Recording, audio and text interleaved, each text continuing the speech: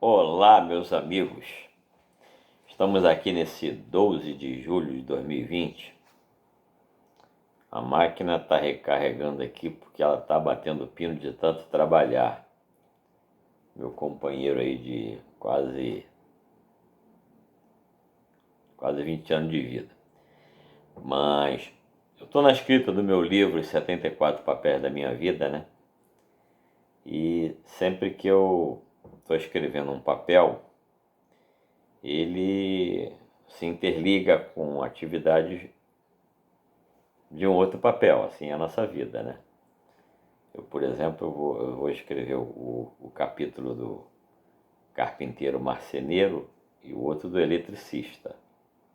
Aí ontem eu encontrei uma série de fotos quando eu construí uma ferrovia para o meu filho Diogo, quando ele tinha 10 anos, que ocupou a varanda inteira. E a ferrovia eu tive muito trabalho de carpintaria, marcenaria e de eletricista. Então, com certeza aquelas fotos vão estar presentes nos dois papéis.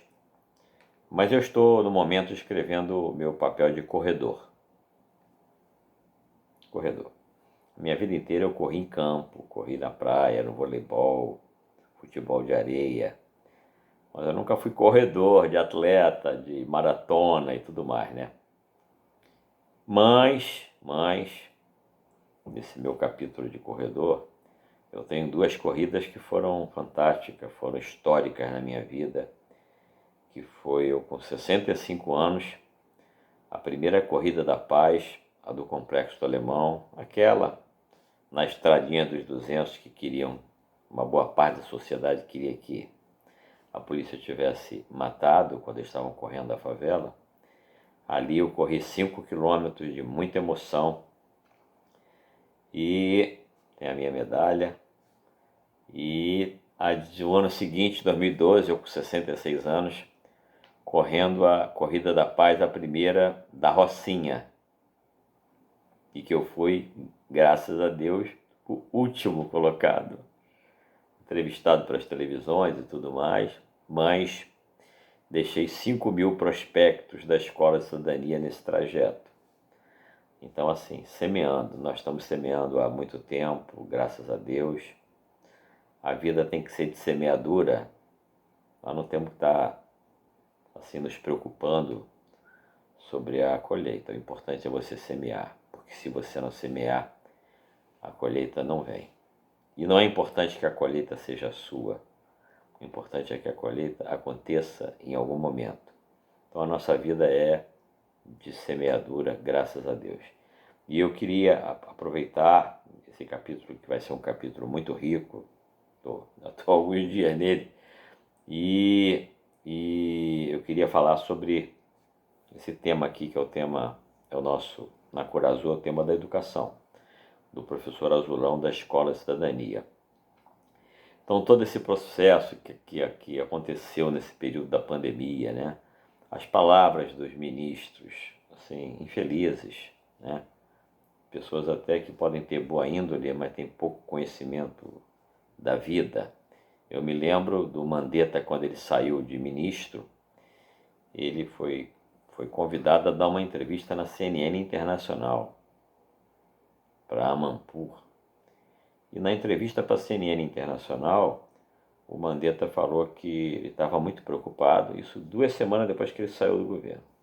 Ele estava muito preocupado porque o Brasil estava atingindo 1.000 mortos e que viria o período mais crítico, isso foi quase chegando aí, início de junho, o período mais crítico, de que seria quando o vírus do Covid chegasse nas comunidades.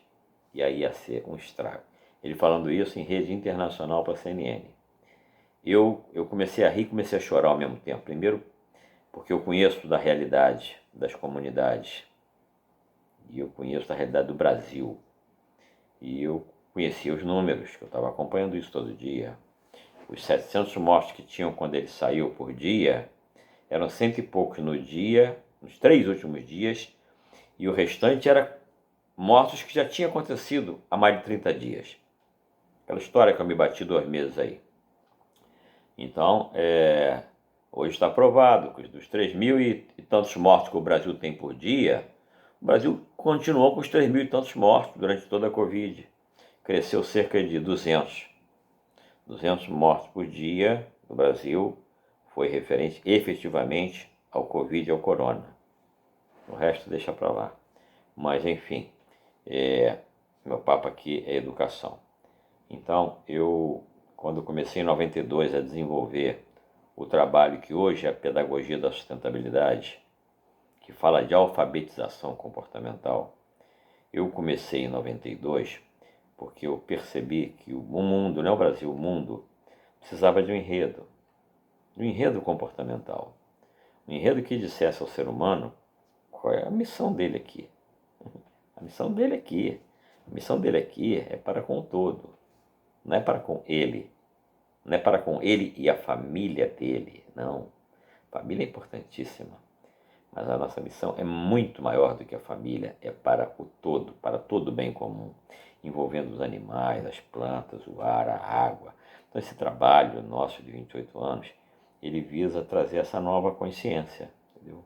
O que vai comandar não é a ideologia educacional do Paulo Freire, não é a ideologia educacional do pessoal da direita, é uma ideologia educacional do bem comum. É isso que nós estamos trazendo.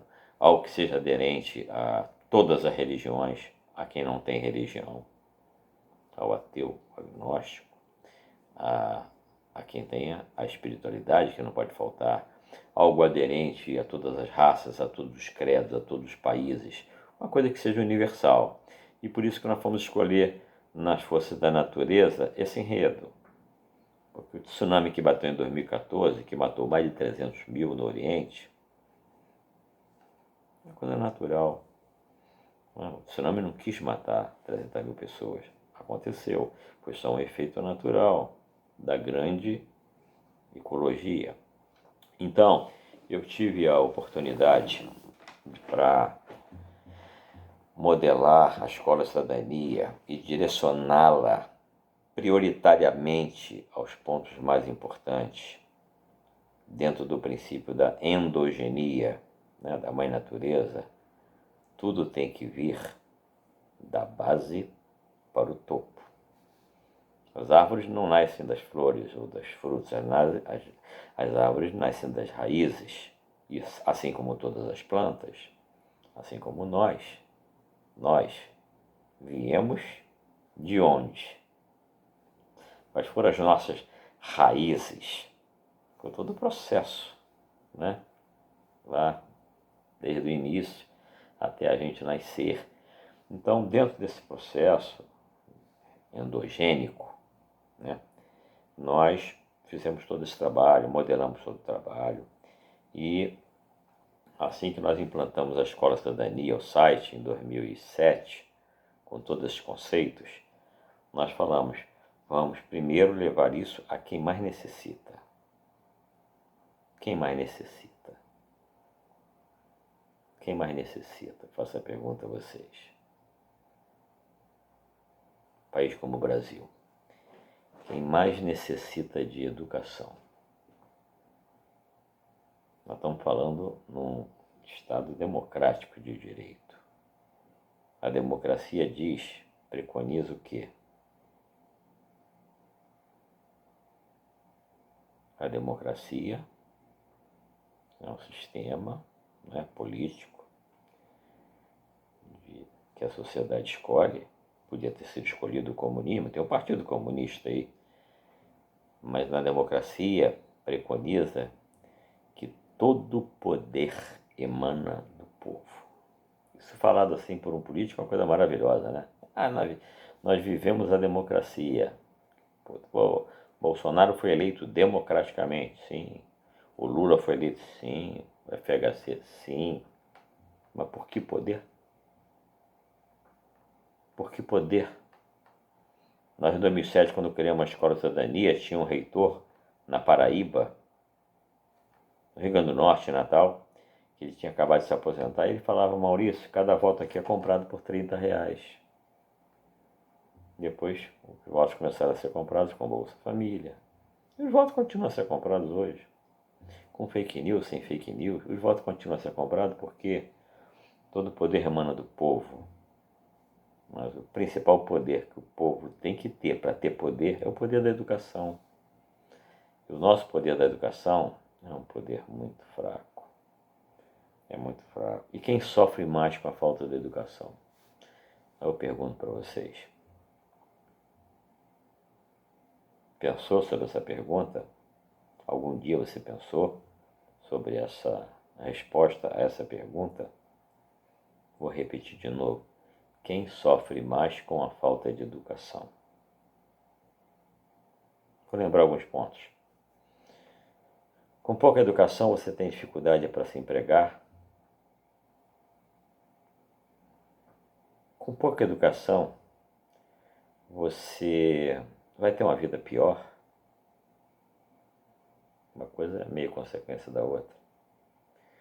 Com pouca educação você vai ter uma saúde mais, diríamos assim, problemática. Vai se alimentar mal, às vezes não vai ter o dinheiro para comprar o remédio que você precisa, processo de asepsia. Com pouca educação, você vai ter um ambiente salutar. Você vai morar num lugar que tenha água. Você vai morar num lugar que tenha esgoto.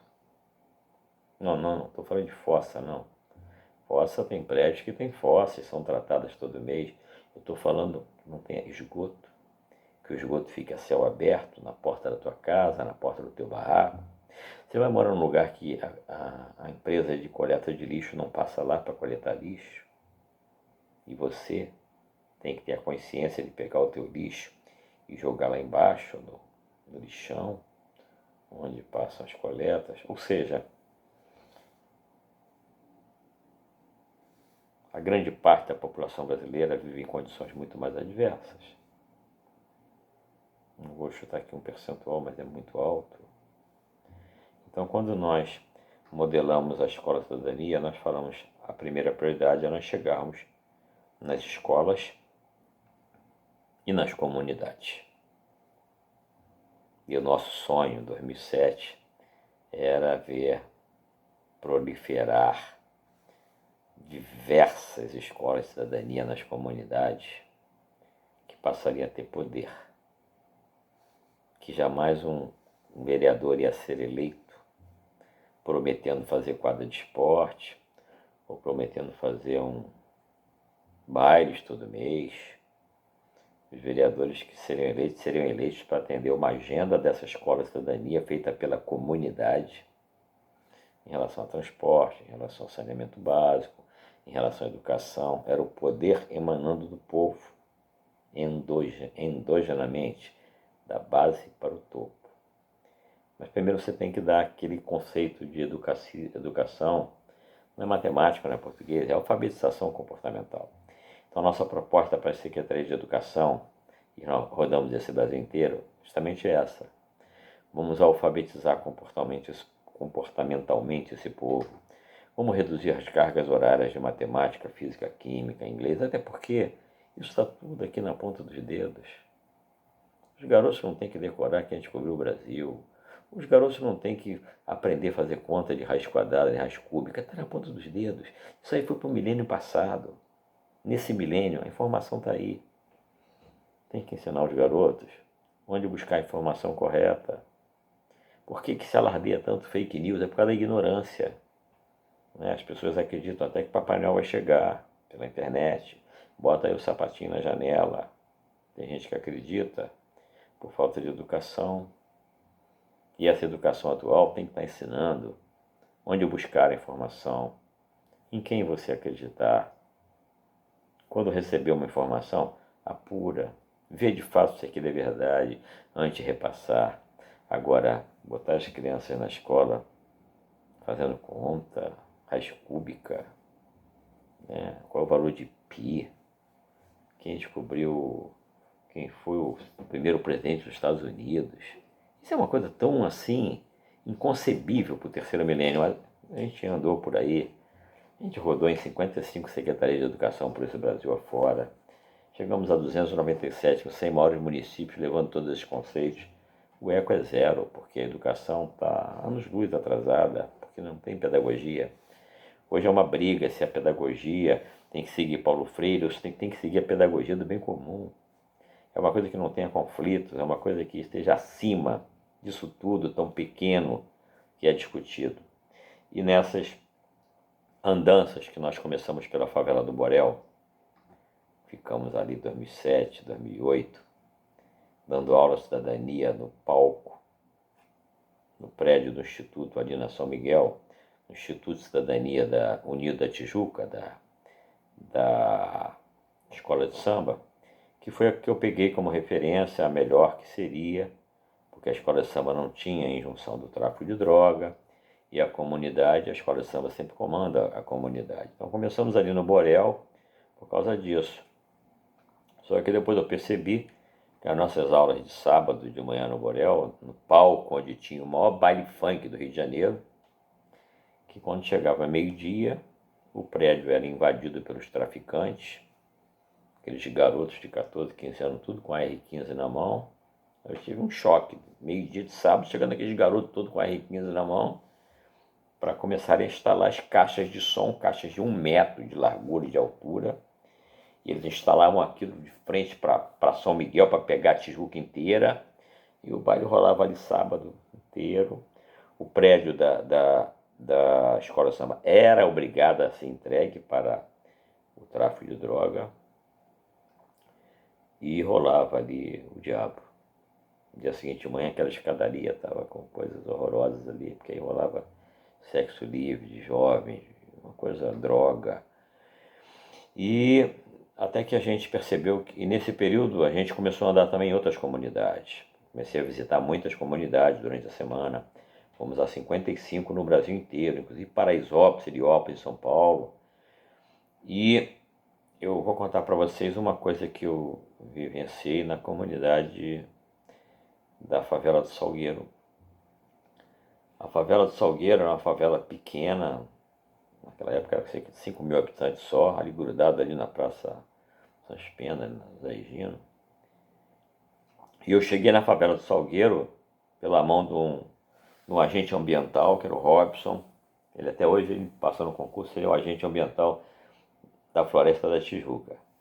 E ele falou, vamos lá, paga tranquilo, coisa e tal. Então fomos na associação de moradores, nos apresentou o presidente. E depois nós subimos o morro, fomos lá em cima. E lá em cima, no alto, tinha uma biblioteca, um armário pequeno com 30 e poucos livros. Era a biblioteca que eles tinham ali do lado do campo de futebol. E um garoto dos 10 anos, depois que a gente visitou lá, ele chegou com uma garrafa de Guaraná desse tamanho, de 2 litros, e um saquinho de biscoito. Aquele biscoito que tem um recheiozinho de chocolate no meio. E aí o Robson perguntou para ele, mas acho que era Carlos Augusto o nome dele, até depois o Zico assinou uma carteira, uma camisa do Flamengo para ele, eu fui lá levar na escola.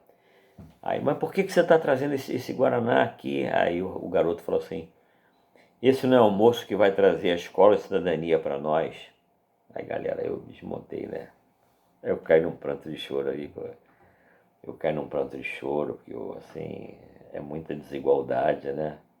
E tu vê a consciência de um garoto.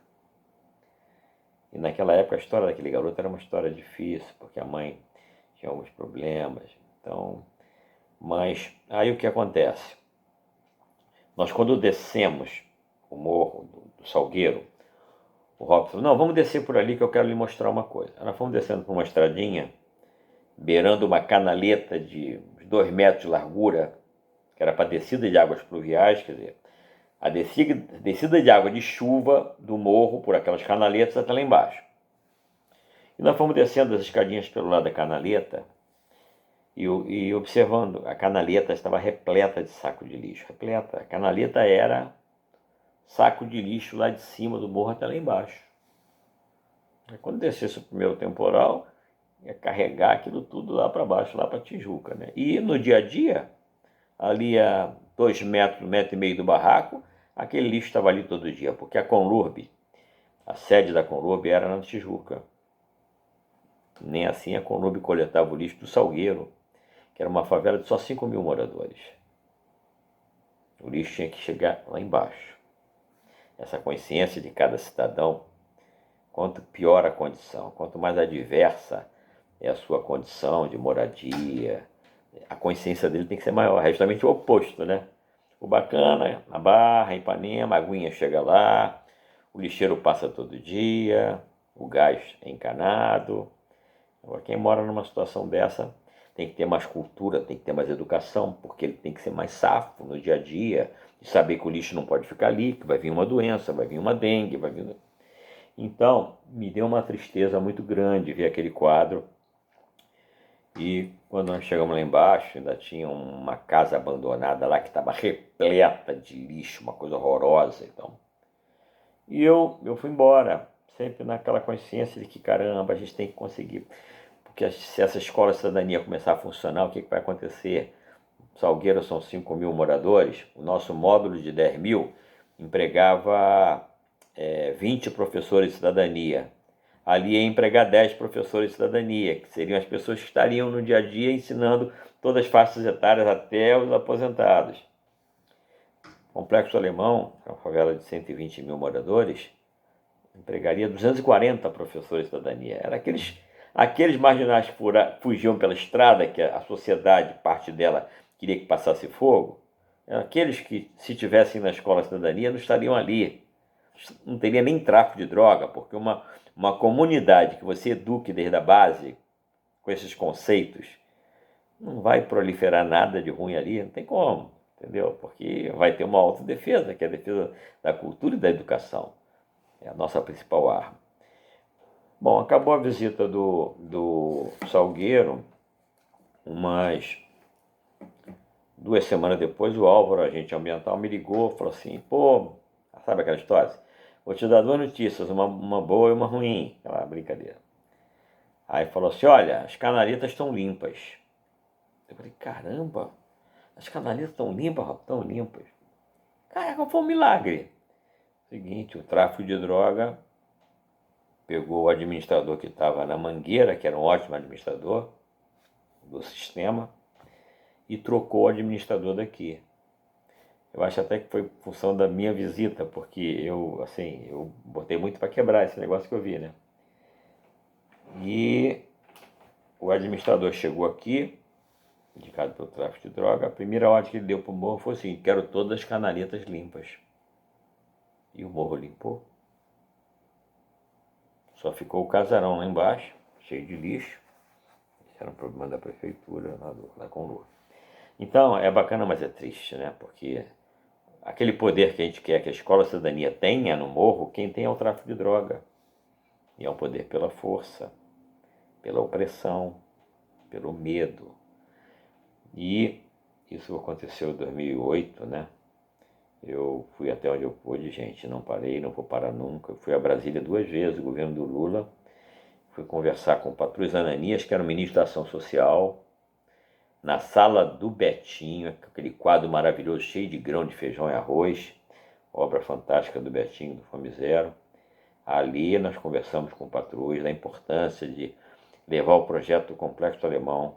Seria um marco. O Complexo Alemão não estava ocupado, isso era 2008, 2009, só foi ocupado em 2010. Eu cansei de ir no Complexo Alemão com as professoras do colégio lá, na época que eu vi de AR-15 na mão de criança, nesse período foi uma coisa assim, fantástica, mas eu nunca tive medo, sempre entrei, nunca, porque a missão estava acima, o meu escudo era a escola cidadania, né? E o que acontece é que aquele fato do morro ter sido limpo pelo poder do tráfico de droga só me deu mais força. Eu fui no Patrus Ananias, depois fui no ministro da Justiça, no Tarso Genro, que me encaminhou para o Ronaldo Teixeira, que era o coordenador-geral dos territórios de cidadania no Brasil. Mostrei o projeto para o Ronaldo Teixeira, o Ronaldo falou, pô, maravilha, nós temos recurso para isso e tudo mais, só que no andar das conversações a gente começa a perceber, né, que ia ter que ficar dinheiro atravessado em alguns lugares, que isso jamais a gente permitiria, nem por uma causa dessa, porque a primeira causa é a da honestidade, né? Da verdade, da lisura.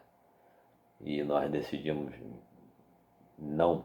Aquela coisa de que pela causa vale tudo, aquela que muitos aí concordam, né? Não existe nada que vale tudo sem a honestidade, sem a verdade. Mas é um sonho que a gente está tocando, e eu contei isso também para dizer que o quanto essas duas corridas, a do Complexo Alemão e a da Rocinha, fizeram um bem muito forte, sabe? Porque eu estava ali correndo, as minhas pernas eram esses lápis da educação, porque eu nunca fui corredor. Eu fui de correr em campo, atrás de uma bola, e não foi fácil aqueles 5 quilômetros, tanto num quanto no outro, e 5 quilômetros com subida do morro e descida da ladeira. E o meu último lugar na Rocinha foi uma glória, porque eu estava vindo em último, lá em cima, estava na estrada lá em cima, aquela estrada do, o nome qual é bem, que sai lá no Jardim Botânico, que vai da Rocinha para lá. E eu estava lá, ainda não tinha descido a Via Ápia, estava vindo, carregando minha mochila com os folders e tudo mais, e distribuindo, quando chegou o Marilson da Nóbrega, o nosso maratonista, né? Tem a foto com ele, né? Ele com o Franklin, que tinha sido o vencedor, né, da corrida do Complexo Alemão, da primeira, e os outros corredores profissionais, devia ter uns 10.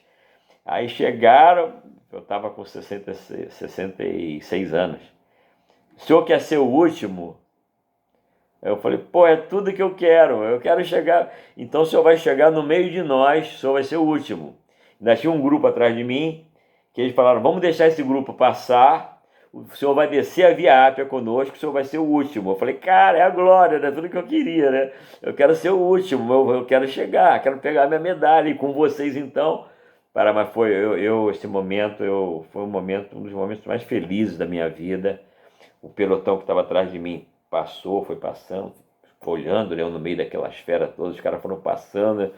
E aí, quando chegamos na Via Ápia, quando a gente desceu a Via Ápia, eu no meio deles, e todos nós de braço erguido, gritando Rocinha, Rocinha, descendo aquela Via Ápia.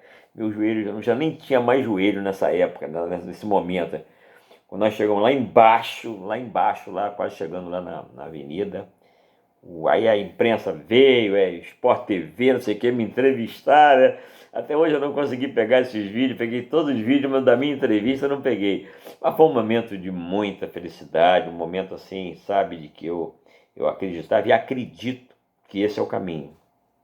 Esse é o caminho. Aquela paz que a gente viveu na corrida do Complexo do Alemão e na corrida da Rocinha, isso tem que ser no dia a dia.